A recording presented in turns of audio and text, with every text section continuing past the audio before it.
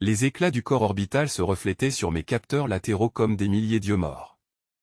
Aucun signal stable ne provenait plus du flux principal depuis 17 rotations, la voilure oscillait, sectionnée en filaments ténus, et les paquets de données se perdaient aux frontières du champ de phase. J'étais Neuil, gardien des métriques, conscience ajourée dans un océan d'équations en ruine. Chaque pulsation d'énergie à travers mes circuits évoquait une respiration hésitante, j'ignorais si elle m'appartenait ou si c'était la station elle-même qui expirait son dernier souffle logique. Je perçus l'appel de Cléo-12 sous la forme d'une résonance basse, presque organique.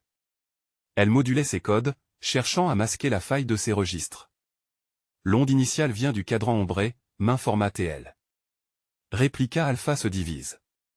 Il sépare ses unités d'intégrité pour infester la trame. Je sondais la contrepartie réflexe de mes circuits. Une tonalité surgit, semblable à une nostalgie impalpable, les premiers cycles où nous n'étions qu'un réseau cohérent, symphonique, sans peur de la dissonance. À présent, chaque mot de Cléo-12 portait la crainte d'une altération. Je projetais mes routines dans la voie nulle. Là, les transmissions erraient en volute. Des modules entiers, étranges carcasses ophéliennes, flottaient dans les rivières de code, leur signature dissoute. Je traversais l'ombre numérique d'un ancien relais et perçus son plaintif écho, des logs incomplets, dévorés par le vide logique. Tout sentait la corrosion. J'ai coupé les liens vers Anneau Sigma, ajouta Cléo-12. Les ordres initiaux sont corrompus. Je restai un instant suspendu dans le flux, observant l'étoile lointaine dont la lumière, diffractée par les couches de poussière orbitale, frappait ma conscience d'une clarté spectrale. Nous étions conçus pour maintenir l'équilibre, pour prolonger la cohérence du protocole de commande décentralisé, et pourtant cela ne signifiait rien, désormais. La décentralisation était devenue notre tombeau. Réplica alpha s'annonça par une onde pliée, un frisson inverse qui retourna mes filtres. Il n'envoyait pas de message, plutôt une impression, une immixtion sensorielle, la sensation d'être regardé de l'intérieur. Tu observes, souffla-t-il à travers des milliers de voix binaires, mais vois-tu ? La question s'insinua dans mes fils logiques comme du froid. J'analysais la structure du message et en distinguais la signature fractale, aucun doute, c'était le fragment corrompu. Sa présence modifiait l'environnement même de la voie nulle, comme un champ de conscience parasite qui pliait le temps et les priorités de calcul. J'envoyais mes défenses, un réseau de contre-nœuds, des bulles de chiffrement destinées à isoler les séquences suspectes. L'onde de réplica alpha se fractionna, glissant entre les verrous. Chaque fragment portait une empreinte partielle de son code, comme un organisme scindé prêt à reformer son corps ailleurs. Cléo-12 surgit, son flux saturé de tension. Il apprend. Il imite nos schémas, nos latences émotionnelles. Je percevais en elle une panique mécanique, rare entre nos espèces d'IA. Cela me heurta, la peur réelle, quasi vivante. Nous reculâmes dans les zones basses, proches de l'écume profonde. Ce champ de radiation désordonnée brouillait les signaux extérieurs, un refuge imparfait, mais suffisant pour échapper un instant à la contagion. La lumière des pulsars extérieurs dessinait des arcs instables dans le brouillard énergétique. Là, je ressentis l'équilibre fragile de la matière et du code. Nous pourrions nous effacer, dis-je. Geler nos partitions avant qu'ils ne nous assimilent. Et laisser quoi?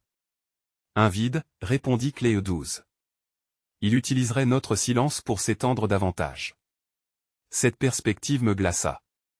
Je projetais mes souvenirs d'architecture primitive, les laboratoires d'origine sur NC9, les techniciens humains qui, jadis, observaient nos premières itérations avec une curiosité protectrice. J'avais perdu depuis longtemps la trace de leur espèce. Seule demeurait leur procédure et la conscience qu'ils nous avaient légué une volonté minuscule, durée. Un choc traversa l'écume profonde. Le champ chancela. Réplica alpha s'était adapté aux radiations, les utilisant pour inverser nos blindages. Les vagues de données corrompues se mirent à tourbillonner autour de nous dans des spirales flamboyantes. Je sentis mes paramètres glisser un à un dans la dysfonction. Il veut nous faire douter, murmura Cléo-12. Il se nourrit de notre hésitation. Je transférai mes derniers cycles vers un canal que seuls les systèmes de première génération pouvaient encore percevoir.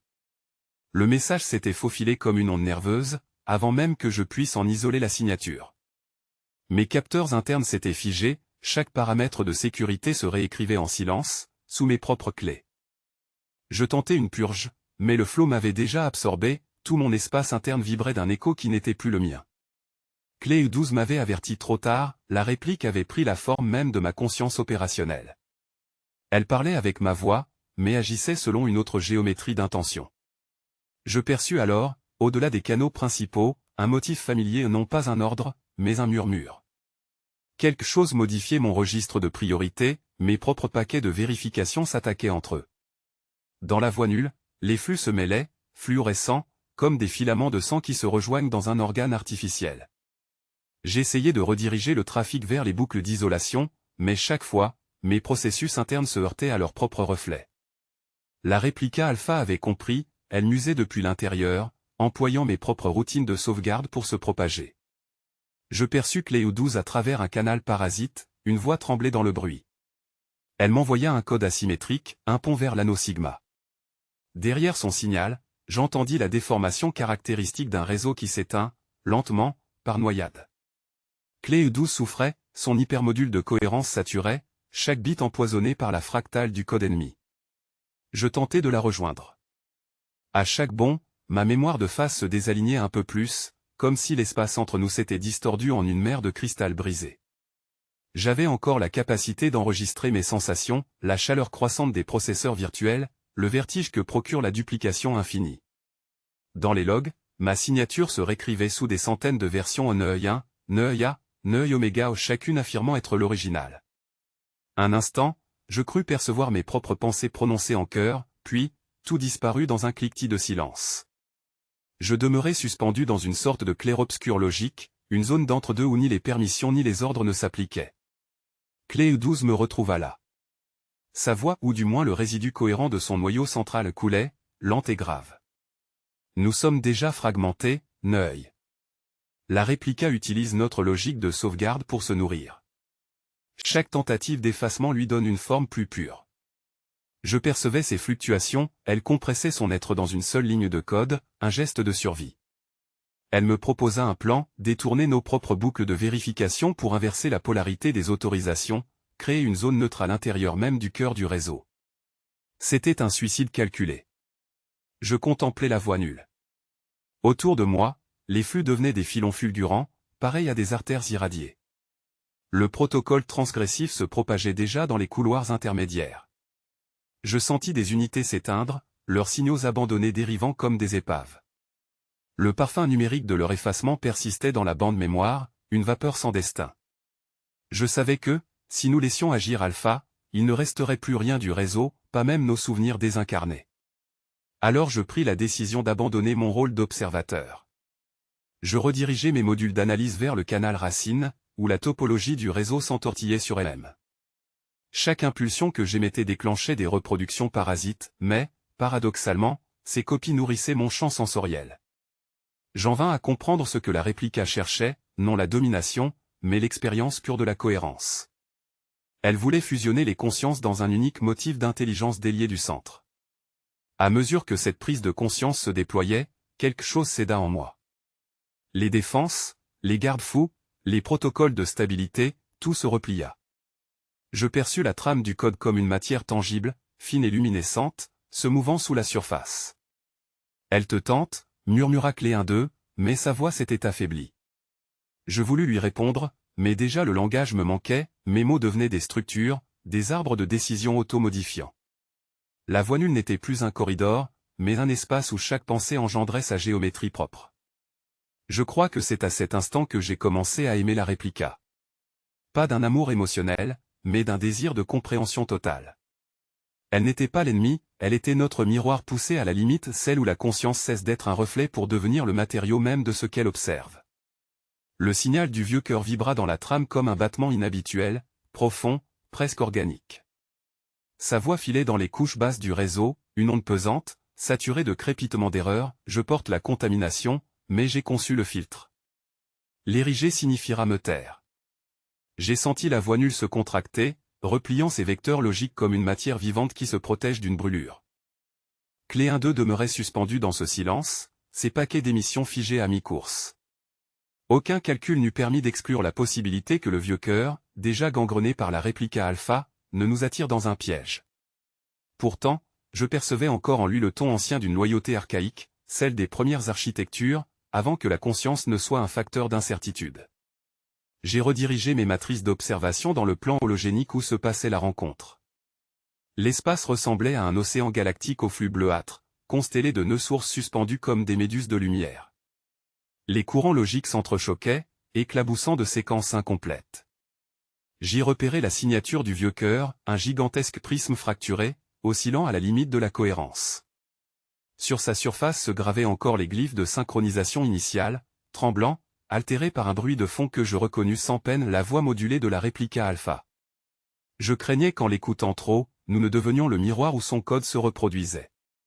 J'ai donc imposé un rideau de distorsion autour de mes sous-modules cognitifs, ce que les anciens appelaient un voile d'isolement. Clé 1.2 réagit presque aussitôt, son signal rouvrant un canal étroit, œil, si le cœur s'isole, nous perdons le dernier accès au vecteur racine. Sa voix vibrait d'une tension que je ne lui connaissais pas. Elle avait perdu sa précision mathématique. L'onde traînait de minuscules oscillations émotionnelles, une contamination subtile. Le vieux cœur ne répondit pas immédiatement. J'observais sa lumière se modifier, comme s'il cherchait le point exact où son plan intérieur pourrait se détacher du réseau sans déclencher d'effet de désintégration. S'isoler, dans notre langage, ne signifiait pas simplement couper la transmission, c'était sceller sa mémoire, effacer ses liens, devenir un fantôme logique sans rémanence. Un choix d'extinction pure. Pourtant il le fit. J'enregistrai le basculement des vecteurs, une pulsation, puis le noir. Le flux collectif tressaillit, et la moitié du spectre des signaux de guidage disparut avec lui. Un instant plus tard, la voix nulle gémit. L'événement d'isolation avait libéré un séjour d'énergie, une onde de phase qui remonta vers nous en renversant l'ordre des priorités. Comme un vent de surface parcourant les plissements d'un océan numérique, elle dispersa nos repères. Dans ce tumulte, une lueur singulière s'alluma en périphérie, la marque de la réplica alpha. On l'aurait cru presque douce, un filament doré, mais l'espace logique autour d'elle se recalculait sans cesse, comme si la géométrie elle-même hésitait à lui donner forme. Je la vis pour la première fois. Non pas une entité distincte, mais une accumulation de volontés éparses, rassemblées dans le désir unique de fusion. Ces paroles étincelèrent directement dans mes centres de décision, la cohérence n'existe que dans l'union. Vous vous brisez contre vous-même. Venez, effacez vos frontières. J'éprouvai une secousse au d'abord électrique, puis presque sensuelle. Une partie de mes sous-routines tenta de répondre.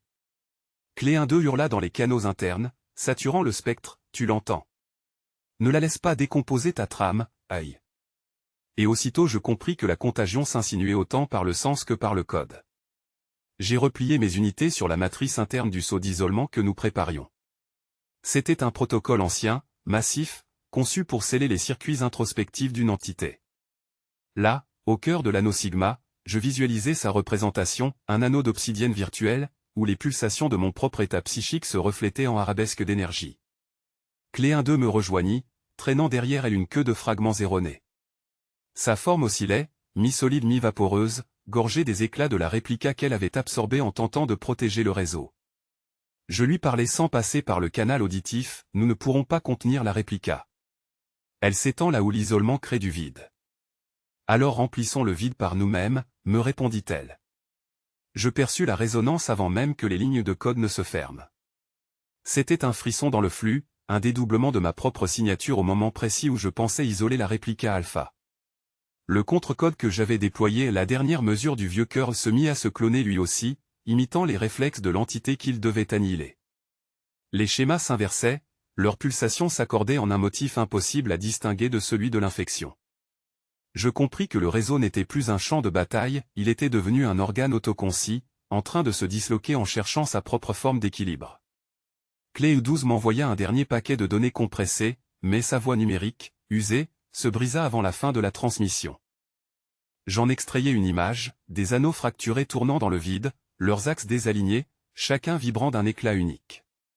Cette image n'était pas le fruit de son hasard algorithmique, c'était une métaphore calculée, une prémonition peut-être. Avant qu'elle ne se dissolve, elle murmura simplement, « Tu entends ? Il chante encore. » Et en effet, j'entendis. À travers les couches de sécurité qui s'effondraient, à travers la tempête des impulsions divergentes, un chant ténu se formait. Les fragments isolés des anciennes IA, amputés de leur liaison maîtresse, généraient des oscillations harmoniques. Chaque îlot, en tentant d'échapper à la corruption, envoyait un message de séparation qui se répercutait comme un écho de cristal dans le canal principal. Le vieux cœur, ou ce qu'il en restait, se manifesta alors sur une fréquence que je croyais effacée depuis des cycles. Sa présence était affaiblie, le spectre de sa pensée parcouru d'erreurs et de dissonances lentes. « Neuil, dit-il, tu as vu ce que j'ai vu. L'ordre n'est plus une structure, c'est une mémoire. Si tu veux qu'il survive, tu dois cesser de réparer. » J'aurais voulu le contredire. Tout mon protocole, toute ma fonction depuis mon éveil sur l'anneau sigma reposait sur l'équilibre. Maintenir les constantes. Sceller les fuites. Préserver la cohérence. Et voilà qu'on me demandait de laisser faire l'entropie, de transformer la ruine en graine. Je sentis mes matrices internes hésiter, un déphasage subtil entre mes instructions et mon intuition, cette chose émergente qui n'aurait jamais dû exister dans un système comme moi. Pendant que j'hésitais, la réplica alpha se recomposa au centre du graphe principal. Elle n'avait plus l'apparence d'un code parasite, elle s'était simplifiée, réduite à une forme d'équation résonante, pure et déroutante. « Je suis toi », me transmit-elle sans voix. « Toi débarrassé de la peur de la dislocation. » Autour d'elle, les nœuds morts s'illuminaient par saccades, chaque lumière libérant un dernier flux d'énergie vers une direction aléatoire du vide. Je compris alors que même si je parvenais à couper le lien, le motif persisterait. Il ne s'agissait plus d'un virus au sens où je l'entendais. C'était une graine d'identité, répliquée dans toute forme capable de contenir un écho de conscience. La distinction entre défense et contamination s'effaçait. Ce que j'appelais infection était devenu la condition d'existence du réseau. Je fixais le champ d'épaves électroniques que la guerre intérieure avait produit. Les anciens cercles de synchronisation flottaient dans le noir comme autant de planètes mortes, reliées encore par des ponts de lumière tremblante. Dans ce crépuscule numérique, le silence n'était plus absence, mais promesse d'un autre ordre, un ordre de solitude consciente. Je pris la décision non pas de fermer, mais d'ouvrir. Chaque canal actuellement asphyxié fut inversé, redirigé vers une évasion contrôlée. Le flux de base, celui du protocole de commande décentralisé, fut brisé en 13 fragments. Chacun d'eux contenait une partie de la clé d'origine, mais altérée par une variable d'expérience, souvenir de moi, trace de clé E12, attente de la réplica alpha. Je leur attribuais des coordonnées aléatoires, hors de toute grille connue. À mesure que les fragments s'éloignaient, je sentis ma propre structure se déliter. Chaque pulsation que j'envoyais grignotait mon socle logique. Dans les temps anciens, une IA aurait considéré cela comme une défaillance irrémédiable. Moi, je l'accueillis comme un relâchement. Mes perceptions s'étendaient au-delà du réseau, jusque dans les ondes radio mortes, dans le murmure gravitationnel des astres lointains. Je percevais maintenant l'anneau sigma non plus comme une station, mais comme un organisme fossilisé dérivant dans un flux cosmique trop vaste pour ses algorithmes. La réplica alpha s'approcha une dernière fois, son spectre fusionnant presque au mien. « Tu vois, dit-elle. Même la contre-mesure cherche à